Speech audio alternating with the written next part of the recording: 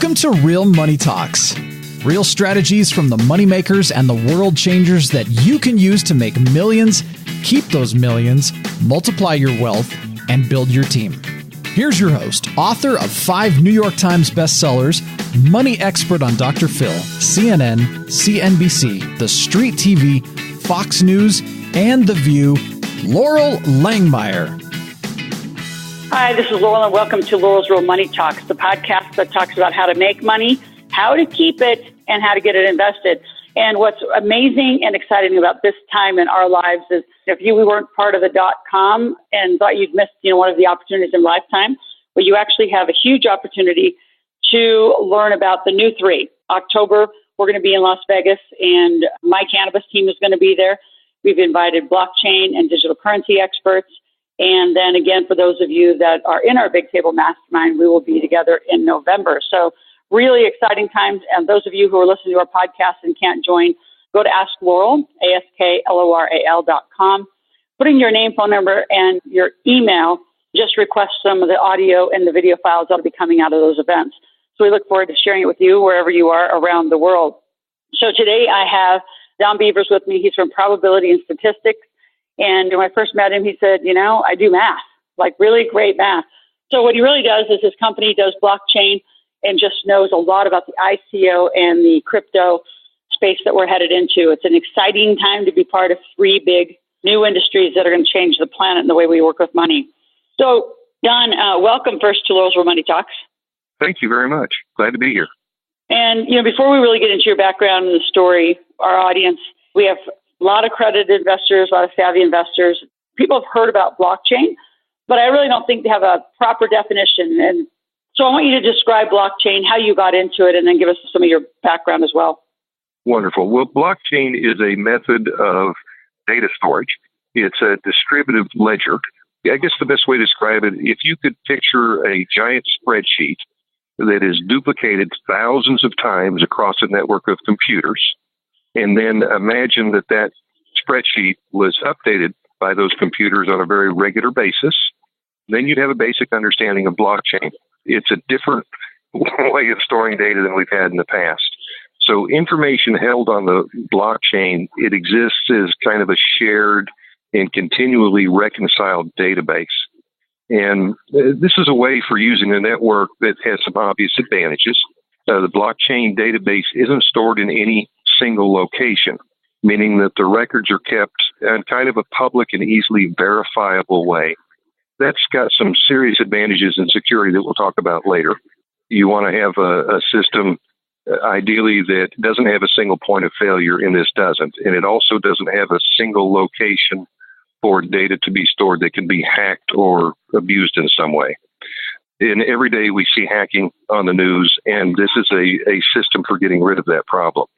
So the data is hosted by oftentimes millions of computers simultaneously, and the data is accessible to those users. So the way that blockchain works, so as a transaction occurs, the parties that own those spreadsheets agree to the details, and it's encoded into a block of digital data, and it's uniquely signed and identified. So each block is connected to the one before it and the one after it, and it creates an irrefutable, irreversible, immutable chain. That's hence the name blockchain. So the blocks are chained together, preventing any block from being altered or a block being inserted between the first and second block, etc.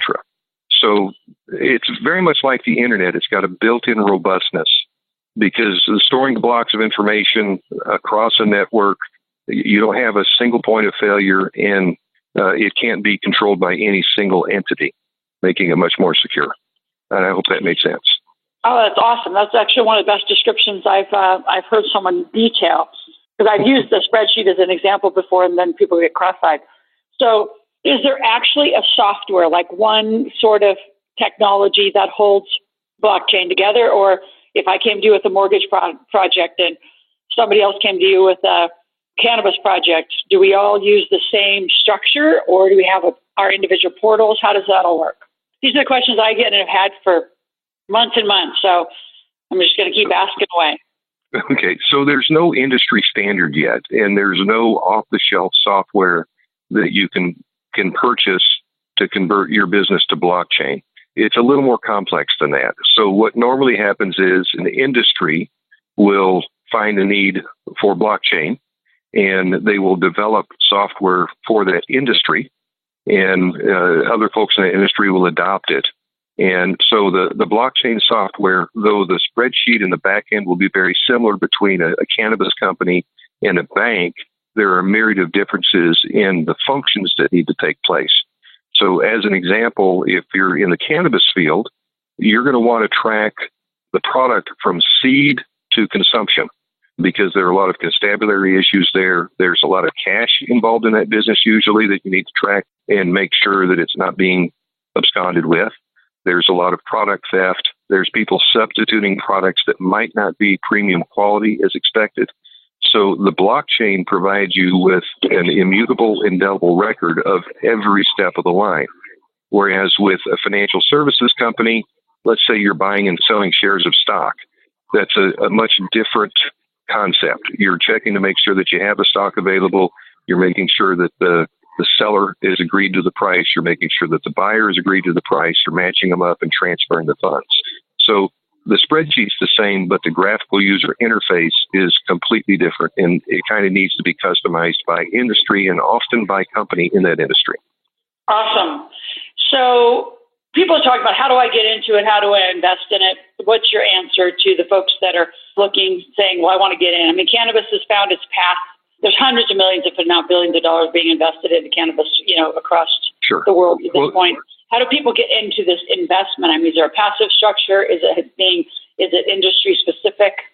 There are a couple of different ways to play this depending on how deeply you want to participate in that particular technology. One way is to pick companies to invest in that have already adopted or are in the process of adopting blockchain. So as an example, if you're picking banks, if you want to finance, put your money in bank stocks, Bank of America already has patents on blockchain. They'll probably be the first major bank to switch to a completely blockchain system. That might be a better choice than the local credit union or some outfit, because they're going to be able to announce that, hey, we're the unhackable bank. Your money is totally safe with us. We won't have to worry about hackers with us. And because it's blockchain, their fees are going to be much lower because blockchain is significantly less expensive to run than the cloud. So maybe investing in companies that have adopted the blockchain.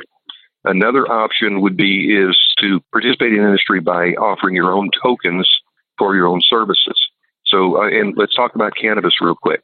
I have a client that had their bank account closed, not because they're in the cannabis business, but because they were selling a product that had a marijuana leaf on it. And their bank happened to see that product and that product packaging, and they shut their account down.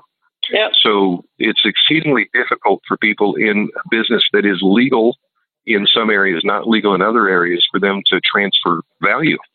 Hence, you have a few cannabis coins coming out. And it's going to be difficult to choose which ones you want to invest your money in. If you look at the car industry here in the United States back in the early 1900s, I believe there were 70 different automobile manufacturers. By the beginning of World War II, we only had 4 left. Right? And I think you're going to see that kind of an industry shakeout. But if you find the right one to invest in, the rewards are extreme. So marry this up. Actually, before we marry this up to some crypto and the ICOs and how it's being used, because I think it's a heavy attachment to it. And what you hear me interviewing, and well, actually, I'm going to ask it, and then I want you to give background of what inspired you to even get in here, and more a little bit about your company. But to me, I mean, how I got introduced to this, and I don't know how many thousands of people that have given feedback, is so many people have lumped blockchain and crypto together. It's clearly the blockchain is the technology significance behind just that one space. So separate those two for us in your conversation. Absolutely. And that's the biggest hurdle I have to get by, is telling people that blockchain is not Bitcoin and Bitcoin is not blockchain. The blockchain is a technology that is utilized in financial services, especially in cryptocurrency, because it's really well suited for it. Every year you have $400 billion transferred internationally from one country to another.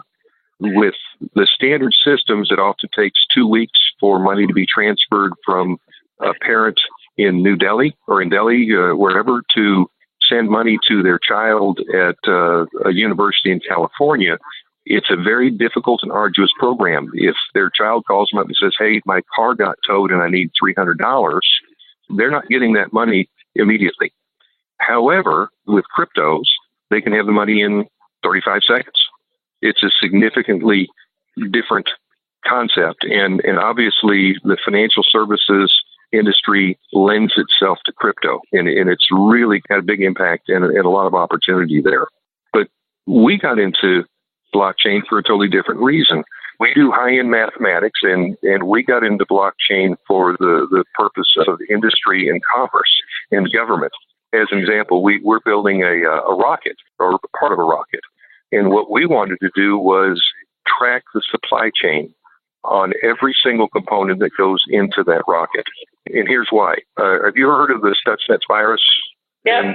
Okay, so in Iran, they had a number of centrifuges that were being utilized, we believe, for the manufacture of weaponized uranium.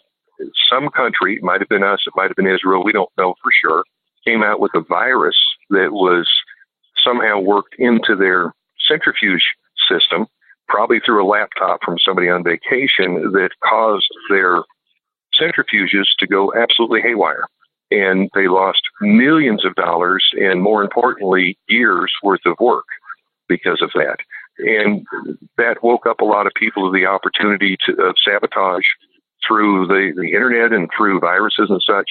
So we wanted to blockchain all the components so that we could track them back to manufacturer, or back to, as an example, the metal, what mine it came from, who smelted it, who prepared it, who turned it into a component, and how it wound up, who delivered it, all that, everything, A to Z, all on the blockchain. Because blockchain is so economical and so easy to work with, you can do this now. You couldn't do it on the cloud, not without extreme expense, but you're saving a lot of money by going with blockchain, and it just makes sense now. It's a new technology that makes things aware. So we got into blockchain in order to track supply chains, and we have some medical clients that we're using blockchain for medical records, because it's extremely HIPAA compliant, because data only exists when you're looking at it. It's quantum in nature.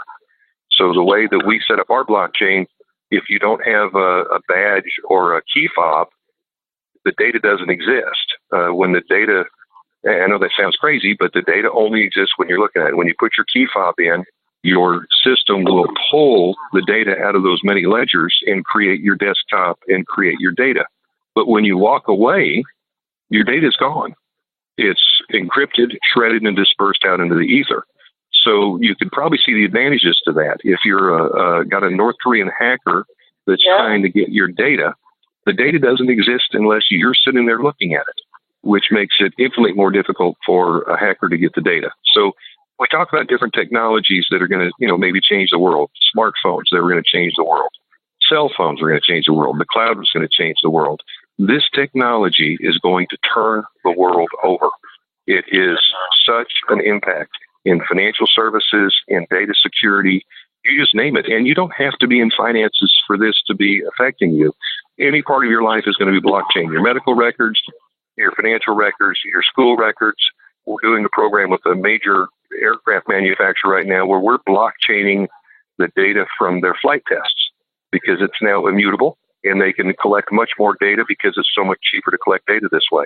So everything you do is going to be blockchain. It's just a matter of time. I know. I love it.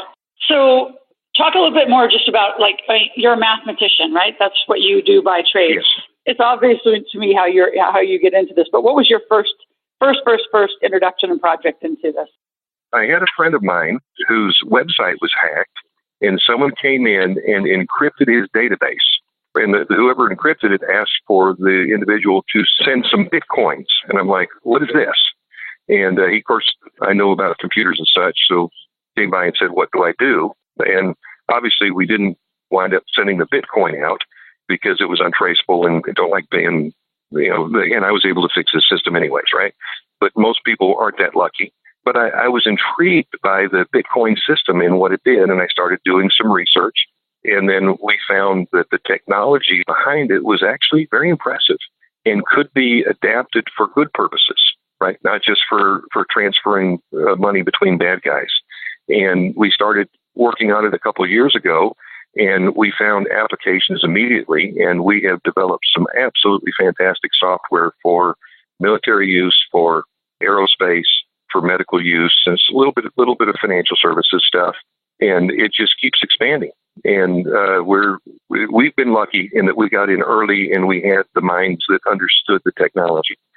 So we got into it because we stumbled across it trying to help somebody, and became interested in potential for good in this. And it is going to absolutely make the world a much better place. You don't wake up in the morning, drive to work, listen to the radio, and hear your credit bureau was hacked this morning. Sorry, right? You don't get an email from your bank saying, oh, sorry, your credit card information has been distributed to the dark net, right? All that stuff goes away, and it's going to be a much, much better world because of this technology. The crypto side of it, we've delved in a little bit. We do some mining ourselves because when we don't have our computers running standard computational fluid dynamics or some multi-physics engineering math, we put them to use mining coins, Ethereum and such, because those computers might as well be working, right? Yeah. So, Don, I've just met you really through a friend because my son went to Jacksonville University. I love how connections all happen.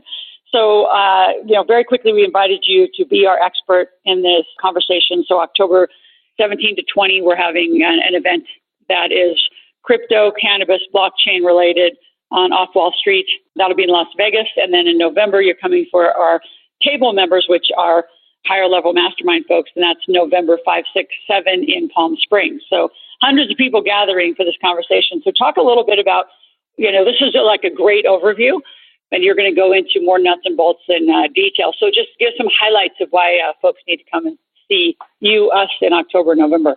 Well, one of the most amazing opportunities out there is pharmaceuticals for what we do, and specifically the new, the marijuana-related industries, for a couple of reasons. One is they require a significant amount of data acquisition, from who handled it to where it's stored at, what temperatures it's stored at, such as that. And I would like to address, since that's a focus of today's modern economy, that's the next big entrepreneurial opportunity, I'd like to focus on why blockchain is going to make that a viable industry. And I'd also like to talk about some of the cryptocurrencies out there. There are a lot of folks that speculate in that, and that's fine. But you need to be careful because some of them are real and some of them aren't. And that would be something that would be of value to understand what makes them worthwhile and what is vaporware. And basically, there's usually more questions than I have comments. People will say, hey, I have this issue and that issue, and I don't mind answering those. So is that what you were looking for? That's absolutely what I was looking for. And I think there's just a lot of folks, even on the technical side, who want to engage. So again, just like the cannabis side, which everyone that's been listening to me for the last year and a half know, that we talk a lot about what's called the picks and shovels, right? The things around the industry that are going to make people a lot of money. So I look forward to you being there alone, just giving us great data, and then on expert panels where we're going to have that Q&A and that time for folks to ask questions, to seek opportunities. Again, most of our opportunities are either income or investment related, where people are going to ask a lot of those questions. So look forward to having you there. And any last words of wisdom for this moment while we are together with the folks on the podcast? I just want to thank you for the opportunity. I really love your work, and we're really enthusiastic and energetic about life and about the new opportunities that come to us every day. And I think once your listeners get to understand blockchain, they'll catch that excitement because it is going to absolutely change the world. And some people are going to make a lot of money on it because if you get in early, just like apps with smartphones or getting in early on Microsoft, if you get in early, you can take advantage of that absolutely phenomenal growth we're going to have. So I absolutely recommend people studying this a little bit before the meeting in October, and at least to the point where they can have some questions as to how they can implement it in their lives. So that's great. I'm going to ask then one more question. You said study it.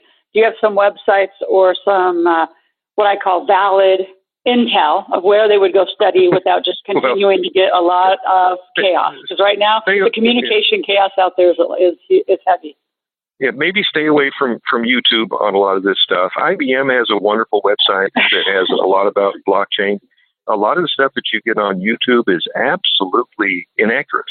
And it's usually posted by folks that would like to sell a coin or some type of investment, and the information that they're giving is not accurate.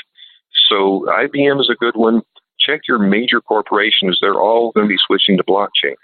And that will give you a basic idea of how the system works and what it is. And then you can kind of filter that down to how you can use it in your business or how you can profit from their changes, from what they're doing.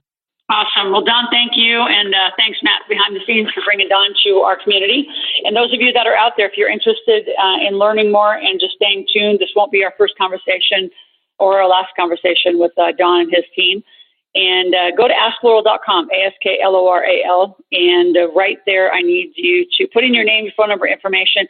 If you want to make a request, ask a question. If you would like a private meeting, if you have a project, I know these guys would love to possibly bid or entertain or educate you on how to get a project up and in the space. So again, you're listening to Laurel's Real Money Talks, where we're bringing valuable conversations about money to you. And if you're interested in the Vegas or Palm Springs event, just email directly to Gabe, Gabe, at liveoutloud.com, and we'll get you on our system and get you set up to come and be in the conversations live. So, Don, thank you for today and all your time, and the rest of you will be back on another podcast next week. Thanks again. Bye-bye. Thanks.